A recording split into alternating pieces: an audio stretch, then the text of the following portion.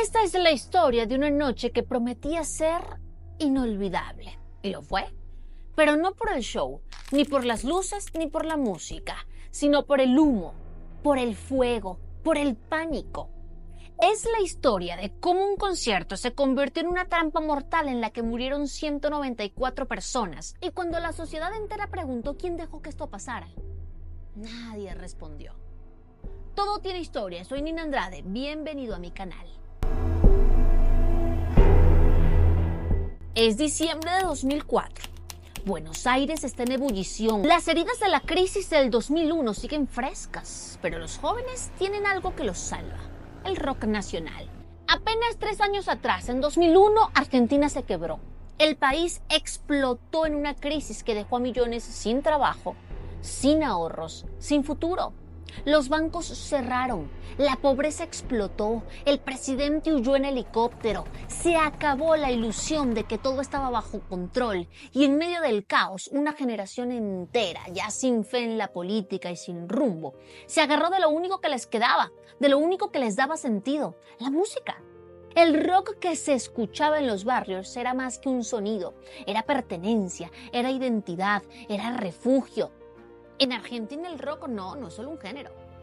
En Argentina el rock es político, es social, es resistencia, es rebeldía, porque durante décadas fue la única forma en que los jóvenes pudieron decir lo que pensaban sin que los metieran presos o los hicieran desaparecer.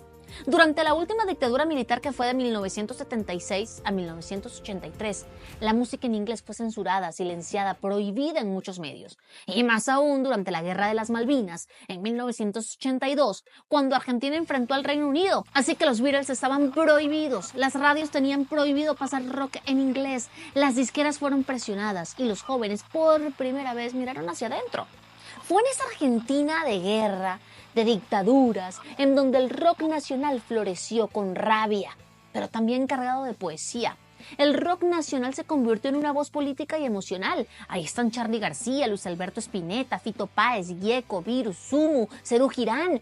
Eran más que músicos, eran cronistas de la herida argentina. Durante los 80, las letras hablaban de libertad, de desaparecidos, de dolor, de todo eso que no se podía decir en voz alta. Ese rock era culto, introspectivo, muchas veces experimental, pero a la vuelta de la democracia empezó a mutar. Porque resulta que la generación siguiente ya necesitaba decir otras cosas. Es una generación que estaba desilusionados de la democracia que tanto soñaron sus padres. Estaba Carlos Menem en el poder, privatizando todo, intentando bajar la hiperinflación, y mucha gente perdió su empleo. Aumentó la desigualdad y una vez más el rock sirvió como escape e identidad. Y claro que empiezan a surgir nuevos grupos.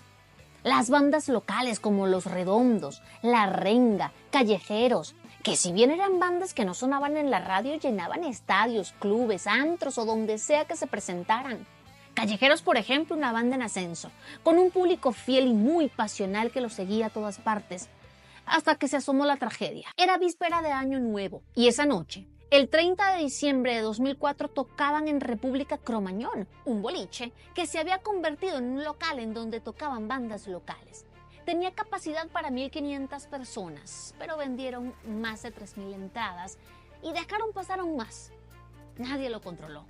Cromañón era un boliche improvisado, con techos cubiertos con un material ultrainflamable, una especie, digamos, de espuma acústica muy barata y, por cierto, prohibida. Las salidas de emergencia estaban bloqueadas con candados para que nadie se colara. Los extintores estaban vencidos o sin presión. No tenían permisos para hacer este tipo de evento. Es más, con decirles que las puertas abrían hacia adentro, sí, hacia adentro. Y esa noche el lugar estaba lleno de adolescentes, padres que habían llevado a sus hijos a divertirse en medio de tanto caos. Por ahí a las 10:50 de la noche la banda empezó a tocar. Y en medio de la algarabía, de la euforia, de las risas, de los abrazos, de la adrenalina de los adolescentes, alguien, como era costumbre en este tipo de recitales, enciende una bengala. El fuego se prende en el techo. El humo se expande en segundos. Lo que parecía un juego se vuelve terror. En minutos el aire se vuelve irrespirable. Lo que mató no fue el fuego, fue el humo. Y con las salidas cerradas, la gente corre, se pisa, gritan.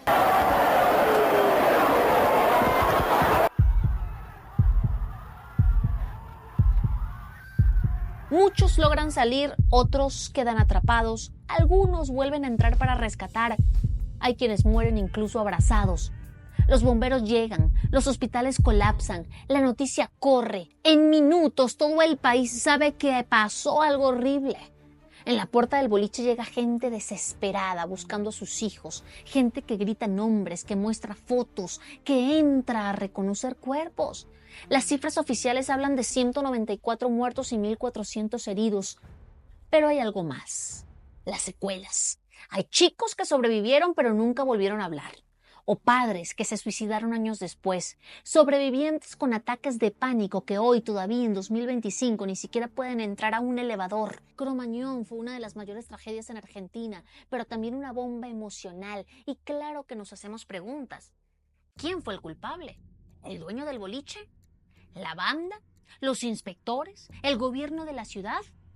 El dueño del lugar, Omar Chaván, fue condenado a 20 años de prisión.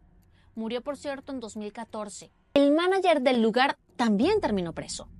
La banda Callejeros fue inicialmente absuelta. Luego, algunos integrantes fueron condenados. Su líder, Patricio Pato Fontanet, fue condenado a 7 años en prisión. Pero nadie del gobierno de la ciudad fue a un juicio. En ese entonces, el jefe de gobierno de Buenos Aires era Aníbal Ibarra. Duramente criticado. Fue destituido, sí, pero nunca condenado. Para muchos sobrevivientes, los culpables eran muchos más: funcionarios, empresarios, inspectores, políticos.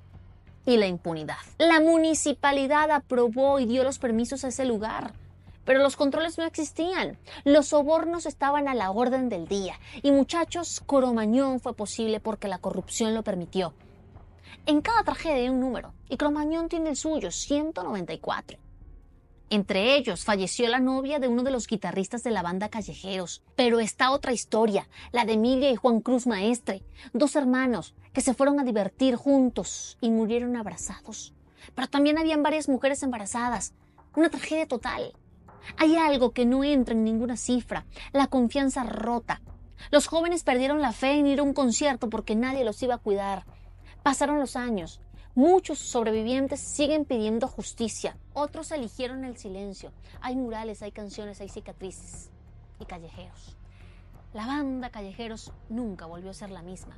Hubo peleas internas entre los integrantes del grupo, distanciamientos. Y es que, esa noche quedó marcada como un agujero negro en la historia de Argentina. Y no importa cuántas veces lo contemos, siempre volveremos a la misma pregunta: ¿cómo carajos dejaron que eso pasara? Lo más duro es que quizá en el fondo todos sabemos la respuesta. Todos sabemos quién es el culpable, pero quiero leer tu opinión. ¿Quién o quiénes son los culpables de esta tragedia? ¿Ha pasado algo así en tu país? Quiero leerte, déjame aquí abajo los comentarios, suscríbete, dale like a este video, compártelo para tener más historias como estas. Todo tiene historia, soy Nina Andrade, nos vemos en la próxima.